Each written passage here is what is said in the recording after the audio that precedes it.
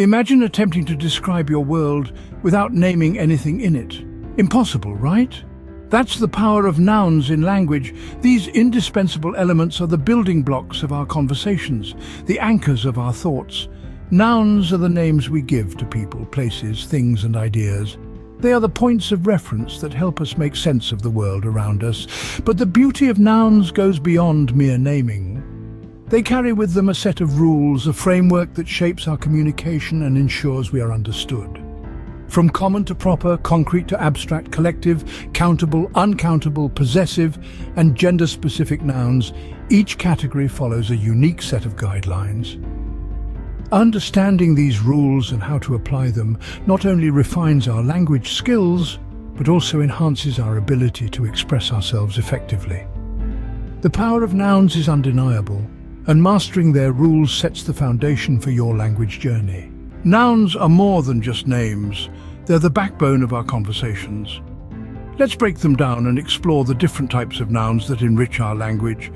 First, we have common nouns, the everyday garden variety words that denote general things, people or places. Words like cat, city and joy fall into this category. Then there are proper nouns which are used to name specific entities. London, Shakespeare, Apple Inc. are examples of proper nouns. They're like the VIPs of the noun world, always capitalized to stand out in a sentence. Next, we have concrete and abstract nouns. Concrete nouns are those you can touch, taste, see, hear or smell.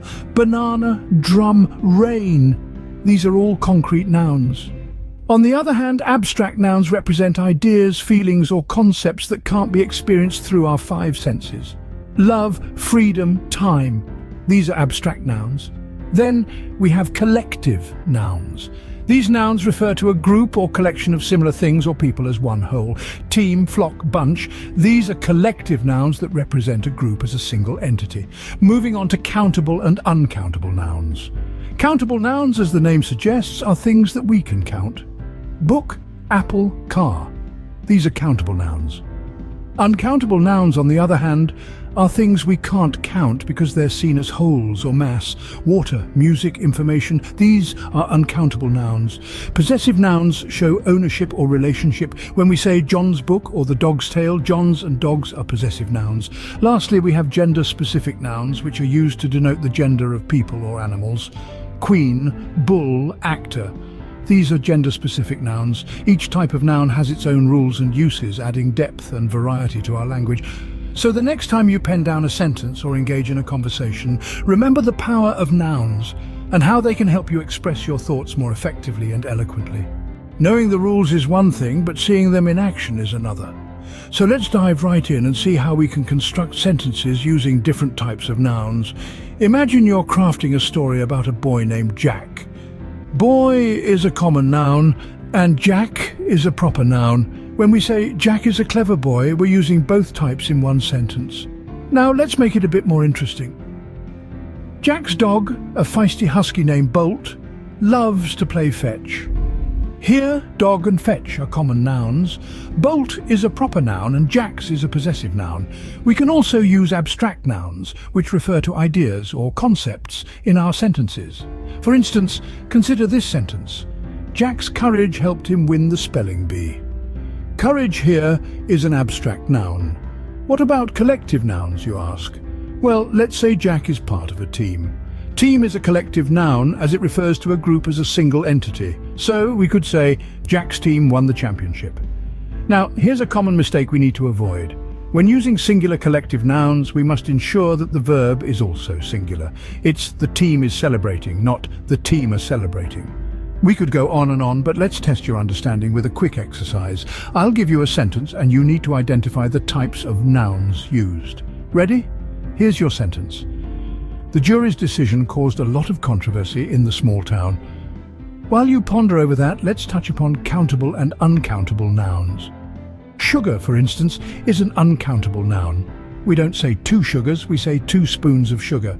And lastly, gender-specific nouns.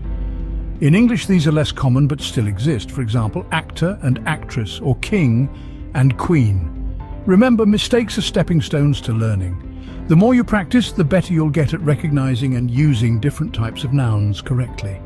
With practice, these rules will become second nature, enhancing your communication skills. So keep practicing and watch your language skills flourish. Language is not confined to the pages of a grammar book, it's alive in our everyday conversations. Every time we ask for a cup of coffee, we're using a countable noun. When we talk about our happiness after receiving good news, we're employing an abstract noun. And when we refer to the United States, we're using a proper noun. In the workplace, understanding collective nouns improves team communication. For instance, a board of directors or a staff of employees. In our homes, using gender-specific nouns like queen or king when referring to chess pieces adds precision to our language. Even when we're simply enjoying a book or a movie, recognizing possessive nouns can enhance our understanding of the story. For example, Harry's wand or Frodo's ring. So let's hear your experiences. Share in the comments how understanding nouns has enhanced your day-to-day communication.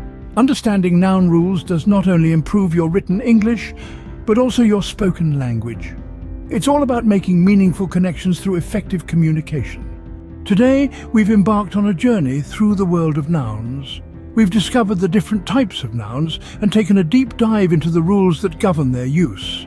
From common to proper, concrete to abstract, countable and uncountable, to possessive and gender-specific nouns, we've covered them all. We've seen how these rules help us construct sentences correctly and applied them in real-life examples to demonstrate their practical significance. Let's not forget the engaging activities we shared. The noun sorting challenge and creating a noun-rich story are great ways to reinforce your understanding and practice what you've learned. Don't hesitate to revisit these activities and share your experiences in the comments. Remember, mastering noun rules is a stepping stone to effective communication. So keep practicing, and don't forget to subscribe to English Expert for more language insights. Until next time, keep exploring the power of words.